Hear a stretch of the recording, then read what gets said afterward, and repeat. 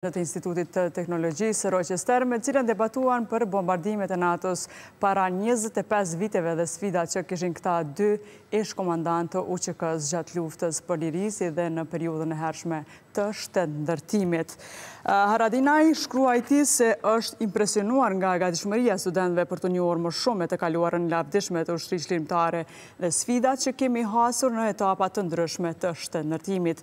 Lideri i AK-s theksoi para studentëve se Kosova është me fat që NATO jo vetëm që ishte me ne në kohën e luftës, por vazhdon të jetë garancë e fortë e sigurisë. Sipas tij, Kosova duhet të synojë që të kthehet në ofrues të sigurisë rajonale dhe globale përmes angazhimit aktiv si antar krah për krah me ushtrinë e shteteve të NATO-s udhëhequr nga Amerika. Serbia nuk e çan fort kokën për NATO në perëndimin kur bëhet fjalë për raportet me Rusinë. Ministri i jashtëm serb Ivica Dačić shkoi sot për vizitë zyrtare në Moskë, ku prit nga homologu